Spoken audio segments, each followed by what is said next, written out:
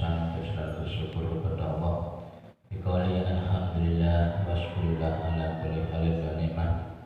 Alhamdulillah pada pagi hari ini walaupun diawali dengan rahmat Allah itu hujan, semoga kita semuanya mampu untuk melaksanakan perintah Allah sekaligus hanya mengharap ridho Allah Subhanahu wa ta'ala. Shalawat masalah tak lupa selalu kita sampaikan kepada baginda Rasulullah Sallallahu Alaihi Wasallam. Semoga kita termasuk umat yang diberikan kemudahan oleh Allah Subhanahu wa ta'ala untuk mengisi hari demi hari, mengisi kesehatan, mengisi umur, sehingga dengan harapan kita banyak bekal untuk menghadap Allah Subhanahu wa ta'ala. Karena zaman terus berputar, tidak mungkin kembali. Umur ini juga selalu bertambah dan berkurang. Bertambah menurut pandangan manusia, berkurang menurut pandangan Allah Subhanahu wa ta'ala.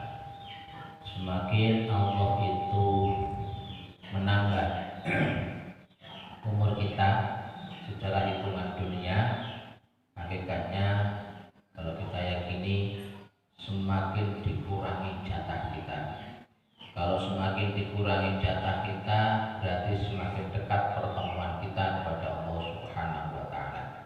Maka kalau kita mau berpikir cerdas, karena sudah semakin dekat persiapan bertemu kepada Allah, tentunya bekal itu harus betul-betul dipenuhi. Jangan sampai sudah dekat sementara kita masih happy ending. Nah, ini ya kayak semacam kalau kita mau lebaran, mau hari raya, itu kalau sudah puasa, itu kan sudah semua uang dikumpulkan, membeli semuanya apa yang diperlukan, padahal masih dalam jangka waktu 1 bulan. Nah, ini semacam itulah, sehingga kita harus selalu yakin kematian tidak perlu untuk kita takuti. Kematian itu seharusnya untuk selalu kita tunggu dan kita harap. Kita nanti kematian itu datang untuk menjemput kita. Sehingga kalau kita itu menunggu satu kematian, ini akan selalu ada harapan untuk mempersiapkan diri. Dibandingkan seseorang yang tidak pernah berpikir tentang masalah kematian, maka tidak ada harapan untuk mengumpulkan bekal. Tapi kalau kita ada harapan menunggu sesuatu yang sangat luar biasa, maka persiapannya pun akan juga luar biasa. Diibaratkan andai kata kita mau mendatangkan keluarga dari Jawa, Sulawesi, Banjar, 1 minggu berikutnya, 1 minggu sebelumnya, pasti kita akan mempersiapkan segala sesuatunya dengan sangat luar biasa. Karena ada yang kita tunggu-tunggu.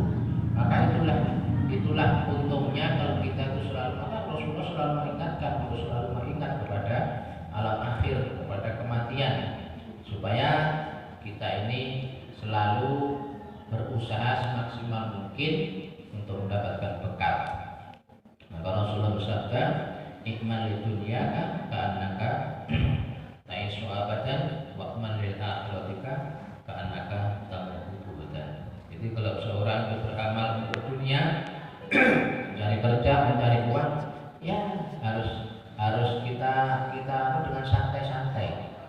Jadi diibaratkan kita itu akan hidup 1000 tahun lagi, bahkan selama-lamanya. Kalau kita punya keyakinan bahwasanya saya akan masih lama hidupnya, masih pokoknya lama lah, dan mungkin bahkan tidak ada matinya. Berarti kan kesempatan untuk mencari harta itu kan kita kan nyantai kan, tidak menggebu-gebu, pokoknya dikejar mati-matian kan enggak. Karena apa? Kita dalam hati kita tuh prediksi waktunya masih panjang, waktunya masih lama, sehingga nyantai. Itu kalau kita pandangan Rasulullah, ukuran kita di dalam beramal akhirat, mencari dunia. Bukan berarti dilarang, tidak ada dilarang. Maka setiap di dalam sholat Jumat, fantasilu fil ardi, fa idza qudiyatis sholat, fantasilu fil ardi, wabtahu min fadlillah, wadhkurullah. Maka setelah selesai sholat, Allah itu malah memerintahkan setelah selesai sholat, fantasilu fil ardi, bersebaran di dunia untuk mencari dunia, mencari harta, pokoknya untuk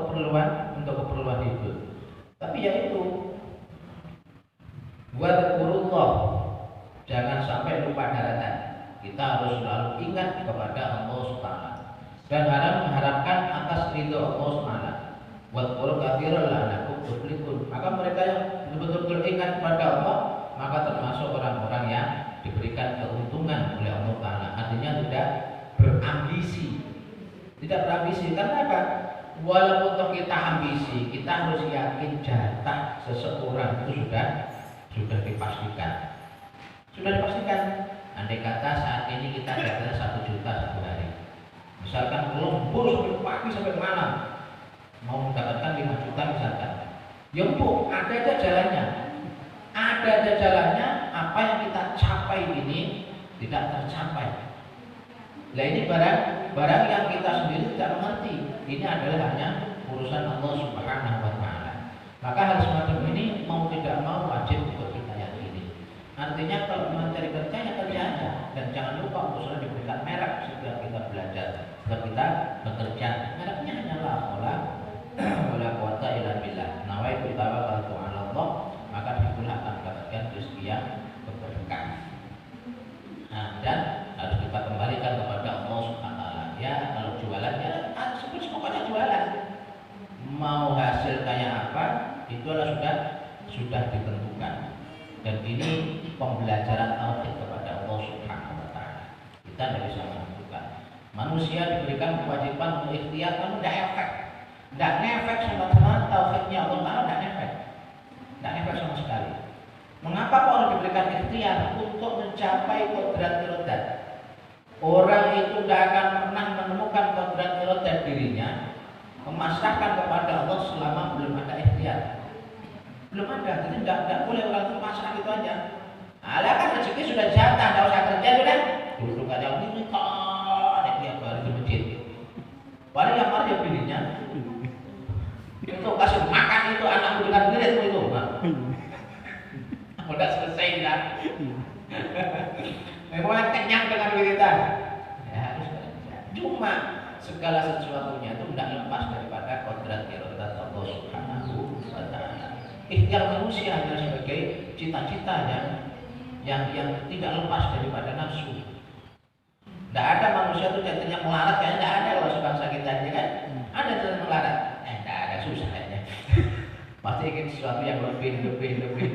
Dan lebih inilah yang merepotkan manusia itu lebih ini kan. Karena lebih itu pasti ada nilai nafsu lebih. Kalau sudah lebih berarti kan tidak terima dengan jatah. Jatah 1 hari makan 100, dia tidak mau. Ya kan? Kita tidak mau manusia juga jatah 100, maunya 1000. Nah dari 100 ke 1000 inilah pencapaian yang di luar daripada jatah Allah Subhanahu. Akhirnya lupa sendiri. Makanya ya begitulah. Jadi harus kita yakini bahwasanya ikhtiar manusia itu tidak efek terhadap ketentuan Allah Subhanahu wa Ta'ala. Tapi manusia juga wajib ikhtiar supaya kita sadar pada akhirnya mentok, ternyata inilah takdir saya. Ya kan?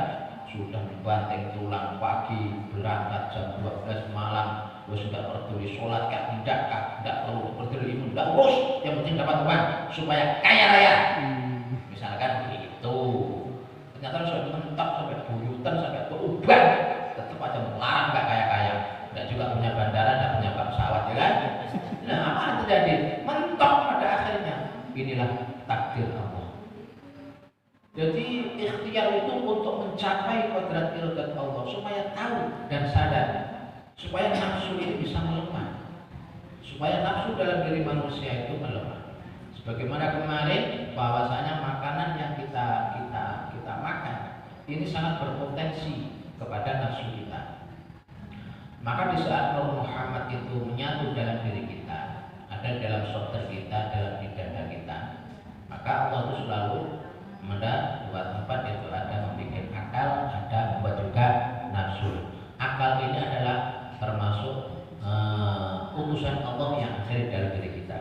Jadi utusan Allah yang ada dalam diri kita itu diserupakan dengan penciptaan akal pada diri manusia. Sementara nafsu ini adalah sesuatu untuk tempat bergelora antara pemikiran dari setan, juga antara pemikiran wahyu ilham dari Allah Subhanahu wa Ta'ala. Ini bergelora di dalam dada, berperang, mana yang kalah. Nah, maka makanan yang kita makan, yang saripatinya ini adalah yang asalnya dari Nur Muhammad juga. Saripati makanan itu masuk ke dalam jiwa, masuk ke dalam tubuh, akhirnya menjadilah asal daripada sperma. Jadi sperma itu asalnya adalah dari saripati makanan. Di saat sari makanan itu bagus, halalan thayyibah, maka akan menghasilkan benih-benih yang bagus. Di saat sari makanan itu jelek, barang-barang haram, syubhat, maka hasil dari spermanya juga jelek. Akhirnya bibitnya juga jelek. Nah, ini sangat mempengaruhi terhadap kepribadian daripada seseorang yang asalnya daripada saripati makanan yang kita konsumsi. Maka Rasulullah memberikan batasan, memberikan pelajaran. Setiap mau makan upayakan dikasih merek seperti saya katakan kemarin. Bismillahirrahmanirrahim ahya. Itu apa makanan? Tidak tidur. Allahumma barik lana. Bismillahirrahmanirrahim ahya. Mau tidur lagi kamu? Ngantuk. Allahumma barik lana fima razaqtana wa qina adzabannar. Kalau kita lihat sepele aja ya, sepele aja. Tapi coba kita lihat yang dimaksudkan, yang disabdakan baginda Rasul. Dengan merek keberkahan yang ada di dalam makanan, ini akan bisa menghilangkan segala sesuatu yang tidak berkah di dalam diri kita. Yang dulunya mungkin dari awal tidak berkah, begitu kita makan, kita berdoa pada Allah dengan Allahumma barik lana, maka semoga makan yang berkah buat kita. Setan pun tak akan mampu untuk mengikuti saripati makanan yang kita makan, maka akan menjadi makanan yang halal atau yang bagus. Terus wajina ada benar, walaupun kelihatannya hanya sepele, tapi makanan yang berkah ini bisa menjadi tameng daripada api neraka. Kelihatan cuma segitu aja. Kalau kita cuma gitu aja. Tapi di balik itu semuanya, apa yang diajarkan baginda Rasul sangat mempengaruhi terhadap jiwa-jiwa kita. Sehingga Allah itu menciptakan nafsu, dan nafsu itu banyak dalam diri kita. Nafsu itu banyak. Digolongkan oleh ulama nafsu itu ada 7. Ada nafsu amarah, ada nafsu lawamah, ada nafsu mulhimah, ada nafsu mutmainnah, ada nafsu radiyah, ada nafsu maradiyah, dan ada nafsu kamilah atau kesempurnaan. Nafsu yang paling bengis itu yang rata-rata ada pada diri kita adalah nafsu amarah. Inna nafsa ya'ammaratu bisu. Itu nafsu yang biasa untuk berenang setan. Jadi setan itu sering berenang di dalam nafsu amarah. Di nafsu amarah inilah manusia itu keinginannya ya hanya berbuat jahat saja. Keinginan untuk berbuat kebaikan itu sangat minim. Kalau seseorang itu ada pada nafsu amarah, karena semuanya itu dikemudikan oleh setan. Kesenangan kepada dunia sangat luar biasa, nafsu amarah. Sering emosi, sering tidak terima, pokoknya iri, dengki, semua kejelekan itu bermuara pada nafsu amarah. Maka dikala manusia dikemudikan oleh nafsu amarah, maka pasti di dalam kehidupannya hanya kemungkaran yang dilakukan. Karena peperangan antara nafsu dan akal ini ternyata dimenangkan oleh akal, oleh nafsu, sehingga dengan kemenangan nafsu menyalurkan ke seluruh tubuh. Karena saudara habis itu dari sini diolah, kemudian masuklah ke dalam seluruh jiwa kita, panca indera dan sebagainya. Susah diajak untuk berbuat baik, susah diajak untuk tolakul ilmi, pokoknya kita seneng-seneng tok, happy tok, maksiat tok, dosa tok. Itu kalau orang itu sudah dikemudikan oleh nafsu amarah. Kemudian yang kedua adalah nafsu lawamah. Nafsu lawamah ini yang selalu terombang-ambing. Jadi kalau manusia itu naik lagi pada nafsu lawamah. Ini kita tuh sering terombang begini. Kadang-kadang baik, kadang-kadang jelek. Nah, kadang-kadang misalkan dengan punya rencana besok itu Ahad pagi ada taklim. Nah, begitu sudah tahu subuh berkelokan loket. Apalagi hujan. Malas hujan nih. Tidak usah datang kan? Ini nafsu yang selalu pertimbangan. Itu sudah, nah ini yang selalu ada pada diri kita. Ya kalau nafsu amarah insya Allah tidak ada kan? Semoga aja. Tipis-tipis ya. Yang kebanyakan itu kalau kurang-kurang kita ini ahli masjid betul lawamah ini. Itu banyak pertimbangan, ya kan? Padahal sudah nyata yang kita lakukan adalah hak dan batil. Yang kita pertimbangkan itu adalah hak dan batil. Tapi kalau saat itu yang ada di dalam saudara kita, dalam dada kita itu adalah nafsu lawamah, maka banyak pertimbangan. Jadi tidak ya ke sana. Jadi ikut taklim nggak ya? Jadi ikut yasinan nggak ya? Banyak pertimbangan pokoknya. Wah kayaknya capek betul nih. Kayaknya, wis pokoknya kayaknya. Lah bisikan kayaknya ini adalah dari nafsu, dari setan. Tapi keinginan, wah tapi aku juga ingin sana. Lah ini dari nafsu yang datangnya dari ilahi, dari bisikan-bisikan bagus dari akal. Maka pertempuran selalu terjadi. Ini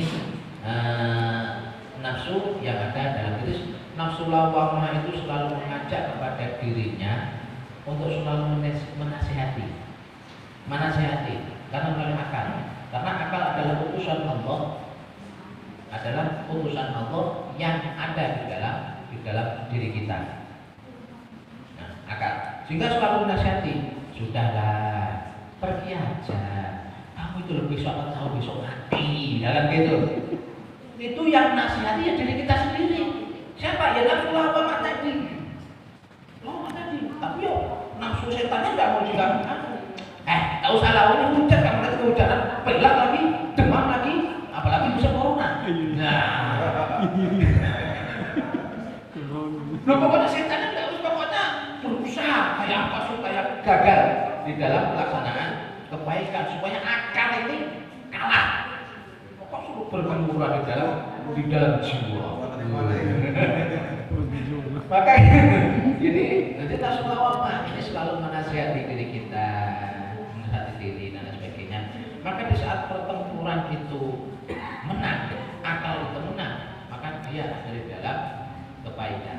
Dan ini ukurannya adalah ilmu. Ukurannya adalah ilmu lawamah ini.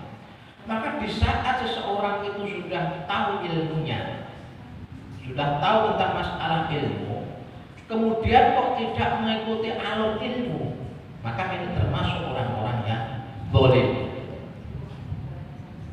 Jadi begitu lawamah sudah memasukkan ilmu majelis taklim, kayak begini ini, karena hidayah itu datangnya hanya dari majelis taklim, dari ilmu. Datangnya hidayah dengan ilmu orang dapat hidayah itu. Maka di saat kita sudah mengetahui keilmuannya, ternyata nafsu lawamah ini tetap bengkel. Jadi nafsunya ternyata di dalam samudera lawamahnya ternyata yang menang bisikan setan. Sehingga yang harusnya menjalankan suatu kebaikan, mau sedekah misalkan, banyak mikir, ya kan? Nanti kalau sedekah habis uang, norak lagi, misalkan begitu.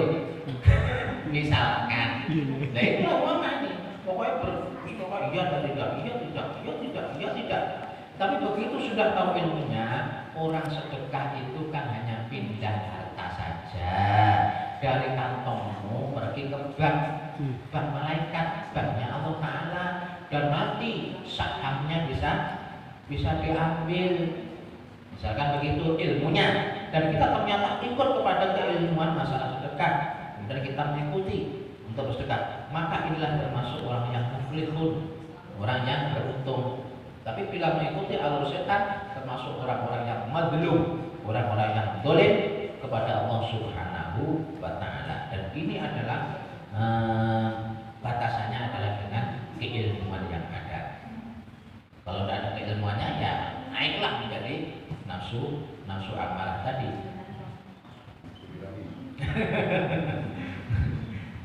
Kemudian yang ketiga, jadi nafsu muslimah, karena dari 1, 2, 3 inilah yang biasa berkecamuk di dalam jiwa manusia.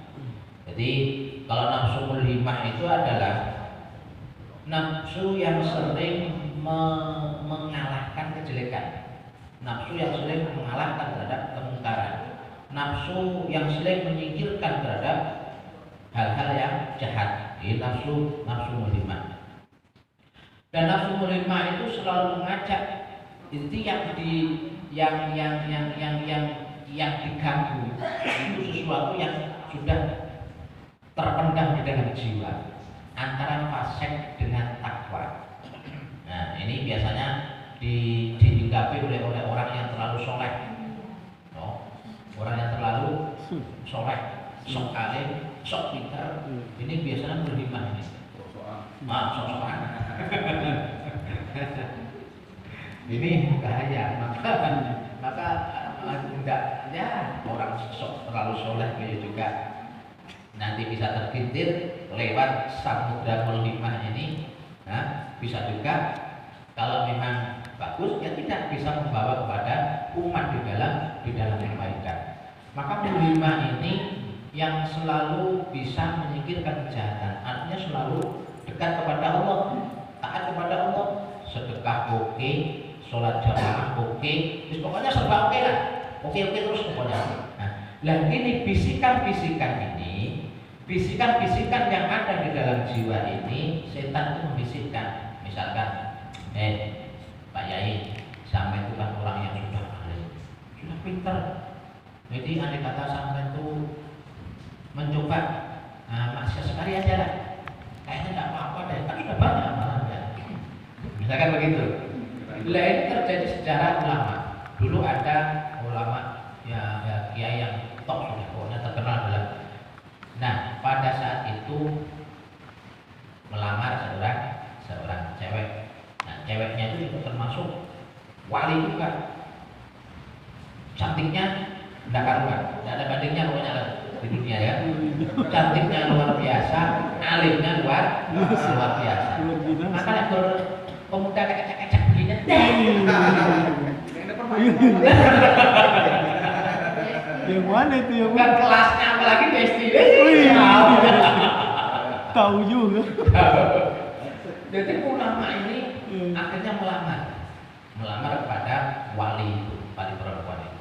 Setelah melamar, lalu tanya begini, ya Syekh, apa yang engkau suka dari diriku? Apakah engkau suka mataku? Akan saya cungkil mataku. Ya kan? Apakah engkau suka hidupmu? Akan saya potong hidupmu. Ya karena kan wali. Jadi hanya kepada Allah hubungannya. Hidup itu sudah ada apa-apanya. Jadi hanya kepada Allah saja. Jadi kayak tubuh ini kalau sudah kelihatan wali kan tidak ada manfaat, tidak ada apa-apanya. Karena kan cuma mempersiapkan makanan cacing batang, kan? Cacing tanah buang aja kita mempersiapkan itu kan? Masuk makanan bagus supaya gendut, supaya enak, supaya seger. Alhamdulillah cacingnya senang tadi ya. Gimana lagi cacingnya? Pada akhirnya kan fana juga, nggak ada apa-apanya. Akhirnya kan ditanam apa sih tubuh ini apa? Kan tidak ada apa-apanya. Dari dulu nggak ada apa-apanya, kemudian kembali kepada sesuatu yang nggak ada apa-apanya. Ditanam aja, adanya ya buat rebutan cacing tanah aja, ya kan? Maka nggak usah enak lah makannya itu. Kasih yang vitamin aja. Makan daging sama aja mempersiapkan daging tanah. Maka akhirnya ditolak sama cewek itu, karena juga ketika dia sudah wali. Akhirnya untuk apa? Orang nikah itu kan untuk kenikmatan dunia menurut beliau. Karena tidak tertarik. Maka ditanya, apa yang kau suka dalam diriku? Dikasihkan. Apa enggak? Jatuh tersungkur. Nah, disitulah setan langsung beraksi. Melalui nafsu berhimah bereaksi. Pak Yai, sampai itu kan ahli ibadah. Pokoknya luar biasa yang pada saat ganjarannya sudah sangat luar biasa. Sangat kecewa ditolak sama cewek tadi. Dia bilang, tahu mau tak kasih obatnya? Karena juga galau. Galau ya. Akhirnya ada obatnya apa? Minum arak. Maka di saat kau minum arak, maka akan hilang semua pikiran-pikiran. Oh ya kan? Pusing-pusingnya hilang. Itu kan des.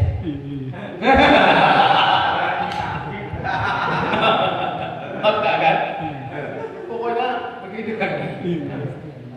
Dan mengikutinya, menuruti apa? Kemauan bisikan setan boleh berlima. Maka setelah minum arak, maka pikirnya belayar, ya kan? Galau, apalagi masalahnya tadi adalah tadi enggak gara-gara ditolak tadi kan? Ada lagi, akhirnya ada perempuan mandi di tetangganya. Dia lagi, dibisikin lagi. Nah, kamu tadi kan kecewa, itu ada cewek. Ada cewek, pas lihat juga akhirnya dari minum ini akalnya akhirnya hilang. Maka terjadilah pergulatan. Setelah terjadi pergulatan, dibisikin lagi. Sampean itu kan ahli ibadah, sampean itu kiai. Kalau ini ketahuan orang, pasti engkau akan mendapatkan dipermalukan oleh masyarakat. Maka yang paling bagus, kamu belajar. Akhirnya dulu. Dari awal dia itu minum, maka mengapa minum arak itu haramkan? Nah, ini salah satu ini karena menurutnya sangat wangi, yang sudah hilang akalnya. Dari minum, kemudian berzina, kemudian membunuh. Nah, ini padahal dulu adalah ahli ibadah. Makanya mengapa orang itu tidak boleh suudzon, ya kan? Walaupun dia bertato apakah bejat kan? Kita kan tidak tahu pada akhirnya. Bisa jadi di saat tu birabbikum qalu bala syahidna.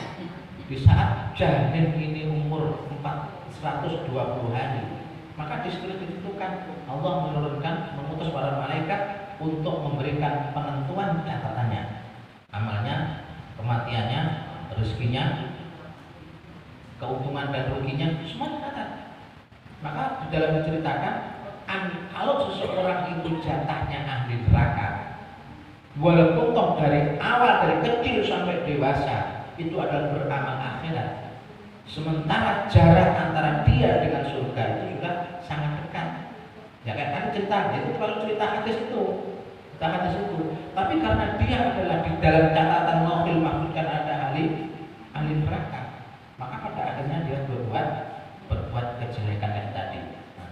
Ada juga sebaliknya, kalau dia ahli surga, maka dalam cerita ada seorang yang sudah membunuh 99 orang. Nah, mau tobat, mau jalan tobat, sudah tobat, tinggal jalan cari ilmu aja. Ketemu satu orang, Pak Ustaz, aku itu sudah tobat, mau cari ilmu masalah ini. Sampainya itu kan bajingan. Jangan begitu, jawabannya begitu. Sampai itu kan bajingan, perampok dan sebagainya. Tidak bisa tobat menerima. Pak, itu mah yang ditanya itu dalam cerita mah tingkatnya sudah Ustaz. Nah, saya sudah membunuh 99 orang. Karena tidak menyerahkan, tanggal sekarang pas 100. Nah, di dalam pencarian ini sudah tobat. Posisi juga tobat, pencarian ilmu masalah hakikat billah. Perjalanannya ternyata begitu lama dan akhirnya mati di perjalanan. Diriwayatkan dia sudah bertobat dan dia adalah ahli surga. Nah, ini cerita bahwasanya orang itu jangan sok-sokan, tidak boleh suudon, karena kita tidak tahu kodok-kodoknya Allah Ta'ala. Nah, makanya andai kata kita tahu teman kita mungkin kan banyak pertanyaan, bagaimana orang-orang yang bertato sholat? Ya alhamdulillah. Loh, bandingannya tato tidak sholat sama tato sholat bagus mana? Betul. Kalau tahu ya memang harus wajib dibuat. Tapi kalau sebetulnya tumbuh, sementara manusia tidak boleh menyakiti dirinya. Kalau kalau mau dibuang kan disebesar kulitnya.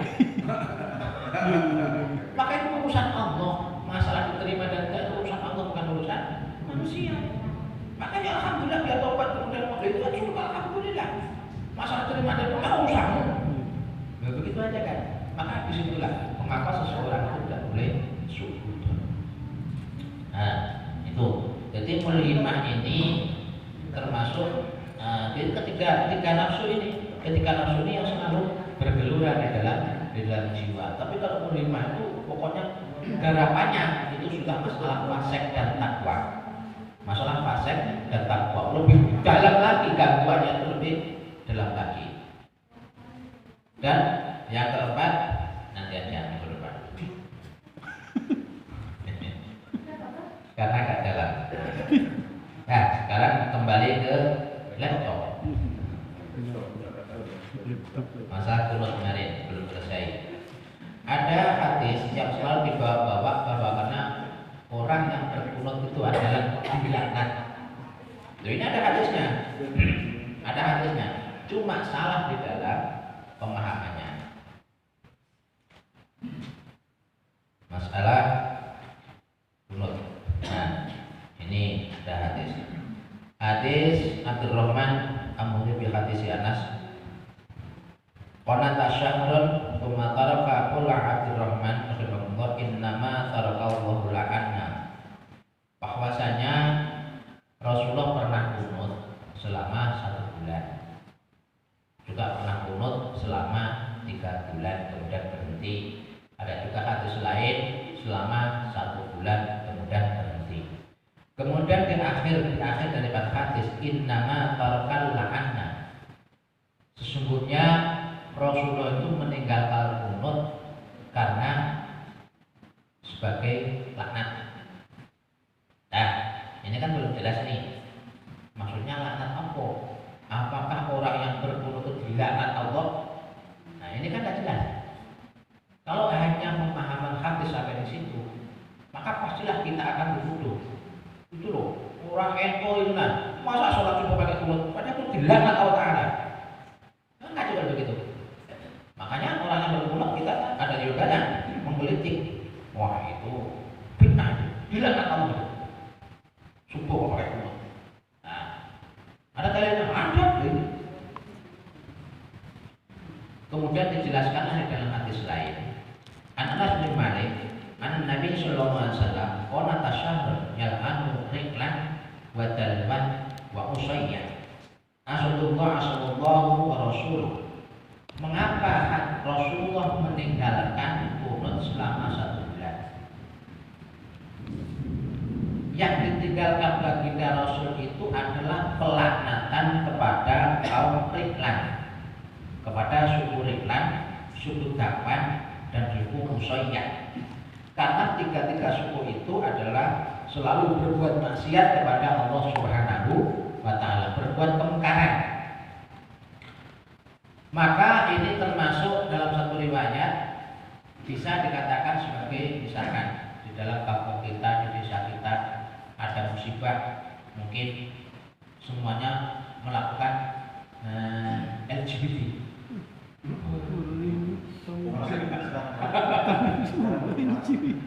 LGBT. Apa itu?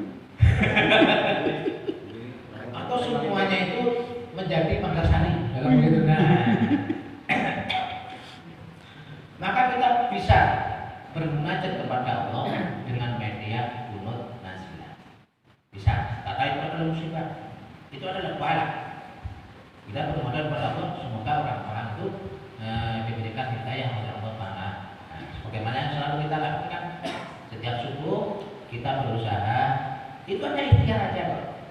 Jadi kita melakukan ikhtiar supaya musibah ini diangkat oleh Allah Subhanahu wa Ta'ala, atau supaya kampung kita diberikan keselamatan, dijaga oleh Allah dengan adanya ikhtiar kita melakukan kunut nazilah. Maka kita selalu berusaha melakukan. Masalah diterima dan enggak, aku tidak urus, ya, tidak urus apakah diterima oleh Allah. Biarin aja, itu bukan urusan Tapi kalau tak memang Allah mengabulkan doa kita, ya pasti dikabulkan. Karena tidak ada doa yang tidak dikabulkan. Fa'idha sa'alaka ibadin anni fa'idin qarib uji tadawaka idza da'an. Jadi kalau ya Muhammad, kalau ada nanti hambaku atau umatmu itu bertanya dengan saya, fa'idha sa'alaka ibadi anni, kalau ada hamba itu bertanya tentang saya atau Allah, fa'idni qarib, sesungguhnya saya, maksudnya Allah, itu adalah sangat-sangat dekat. Maka ada digambarkan sangat dekat dengan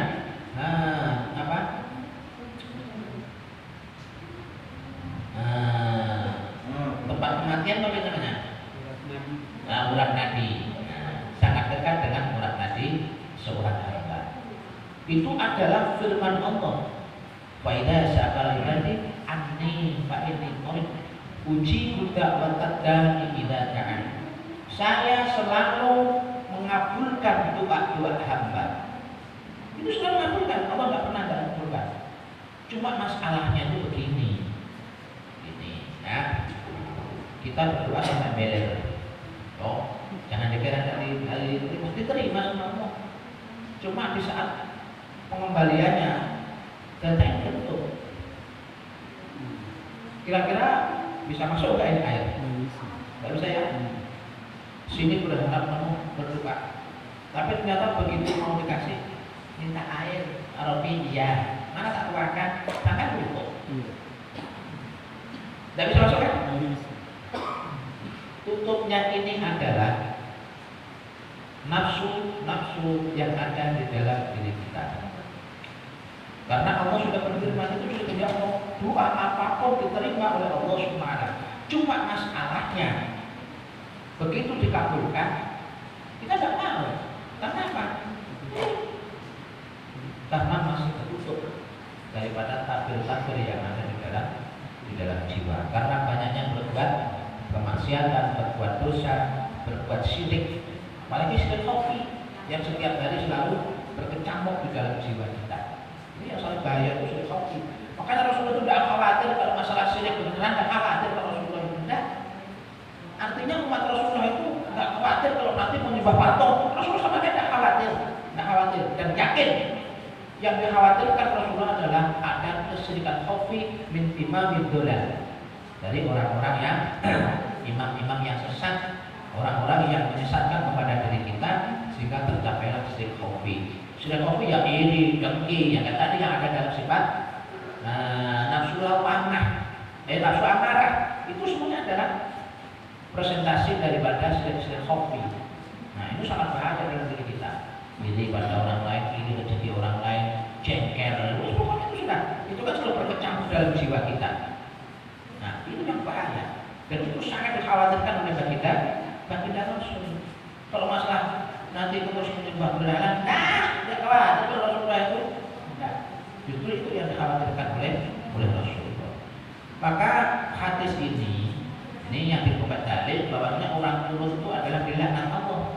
Padahal maksud Rasulullah itu meninggalkan kunut dalam 1 bulan, karena saat itu selama 1 bulan itu Rasulullah berkunut karena berdoa kepada Allah supaya dari 3 kaum yang ada yang selalu berbuat maksiat dosa kepada Allah dan Rasulnya ini bisa sembuh, bisa meninggalkan daripada doa dan kemaksiatan kepada Allah dan Rasul.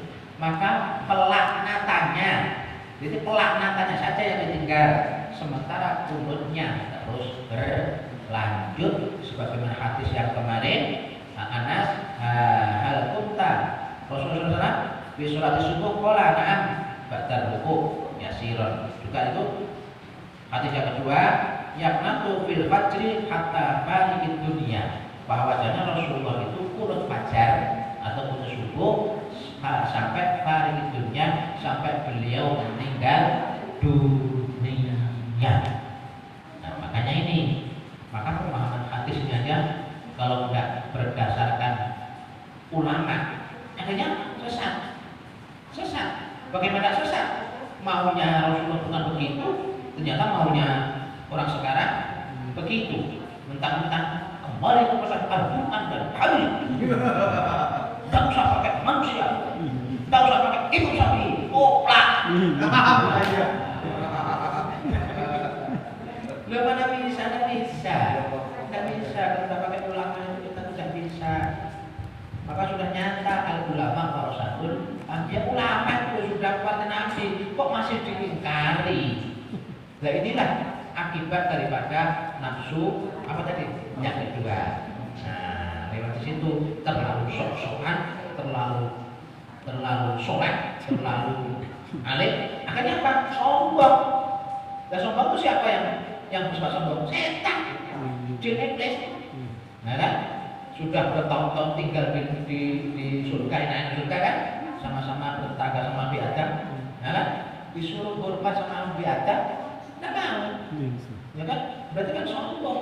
Sementara medianya itu hanya ilmu. Maka begitu luar biasanya ilmu itu sangat-sangat penting. Sangat-sangat penting. Orang bisa bertauhid karena ada ilmu. Laula murabbi lam arafna rabbi. Laula ulama lam arafna anbiya. Kalau kita tidak ada murabbi kita yang mendidik kita, yakin kita tidak akan mengenal rabbi, kita tidak akan mengenal Allah dan Rasul. Laula ulama lam arafna anbiya. Andai kata tidak ada ulama, maka kita juga pasti tidak akan bisa mengenal kepada para nabi. Ini adalah istilah ini.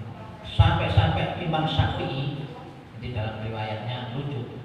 Imam Syafi'i itu di saat mau mencari jodoh itu di ultimatum, diumumkan. Ya maklum kata Imam Syafi'i, gantengnya jelas, alimnya jelas, termasuk wali kutub. Kalau kita, kalau itu apa? Jas itu, kan? Jas itu mau di ultimatum di pagar aja kacau. Gak ada harganya. Imam Syafi'i saat mencari jodoh itu di ultimatum, diumumkan. Karena kealimannya luar biasa. Sudah tidak bisa dilakukan lagi Imam Syafi'i. Apa? Hanya 2 syarat. Ini lagi-lagi ini karena keistimewaan ilmu, bukan karena apa-apa. Jadi yang dicari Imam Syafi'i itu bukan orang yang dari nasab yang super. Satu, syaratnya kalau menjadi istri Imam Syafi'i saat itu harus rela untuk tidak selalu mendapatkan kemesraan. Sebagaimana orang biasa lah. Kalau orang bersuaminya bukan seperti Imam Syafi'i, kan biasa ya kemesraan, kita perlu dengan kemesraan. Itu harus rela untuk tidak selalu mendapatkan kemesraan. Yang kedua, syaratnya harus pandai membuat manisan dan mau membuat manisan di saat santrinya ngaji. Itulah. Karena ilmu. Saya juga termasuk terinspirasi dari itu. Maka kayak istriku dia terus tenang aja, sengsara pokoknya.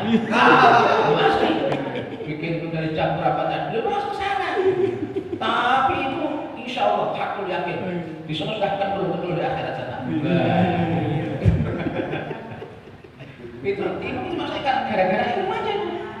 Sampai mencari istri aja pilihannya tidak yang aneh-aneh. Jadi yang harus terima untuk tidak selalu dikeloni, misalkan begitu bahasa kita ya kan. Yang kedua harus mau membuat manisan untuk santri-santrinya ngaji. Itu bukan apa, karena nilainya ilmu. Sampai Imam Ibnu Hajar itu aneh lagi. Kerjaannya nulis saja pindah dari kitab sana, kitab sini, kitab sana. Sampai istrinya itu kok cantiknya nggak bisa dibilang. Ya kalau untuk contoh kalau dilihat itu nggak ada masalah kayaknya. Pokoknya cantiknya luar biasa. Tapi jengkel nggak pernah di nah, akhirnya saking jengkelnya pulpennya habis. Ibnu Hajar pulpennya habis. Lah pasarnya udah mangkas itu jauh. Akhirnya bilang pulpen. Ini istrinya marah-marah. Ini gara-gara ini aku tidak pernah di. Akhirnya tulisannya dibakar. Tulisan kita itu dibakar. Iya. Begitu pulang, nanya, mana tulisan saya? Saya bakar gara-gara ini. Engkau tak bilang kepadaku. Akhirnya menjadi itu kan? Ini karena ilmu pentingnya. Maka ilmu itu nomor 1. mencari ilmu juga punya wajib, maka alhamdulillah kita dituntun untuk majelis taklim. Nah, dan kebenaran itu harus disampaikan. Saya juga secara pribadi tidak kebebanan. Andai kata kemarin saya nggak ngomong, tidak ada beban. Kayak jenengan nyantai aja udah ngomong banget enggak orang lurus. Tapi karena pernah belajar walaupun bahannya ilmu abadasa, tetap aja ada kewajiban untuk menyampaikan apa yang pernah saya pelajari. Kalau enggak ya dosa. Lepas dari itu semuanya hanya mengharap ridho Allah Subhanahu wa taala. Enak kita kalau itu Pak, enggak ada itu Pak nih. Itu kapan kan? Seperti niatnya sudah lintas. Nah, demikianlah ya untuk kajian ini, semoga bermanfaat ya, semoga bermanfaat. Semangat. Semoga kita selalu diberikan kesehatan oleh Allah Taala sehingga bisa memanfaatkan waktu demi waktu. Kita harus ada umur selalu berjalan dan kita tidak bisa menyusuri. Nah, kecuali kalau bisa reinkarnasi, ya kan? Nah, baru nyantai-nyantai.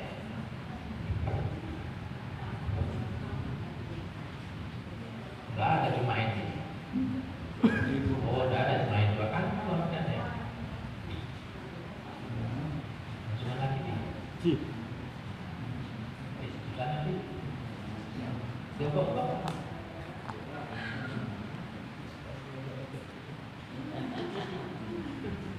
Enggak lagi nih. Kalau ini orang ada. Ada. Master Disney. Ada Disney ya kan? Ada. Oke. Sudah terasa kan tadi ya? Iya. Karena 3 kali sudah terasa kan? Sudah ada getaran. Demikianlah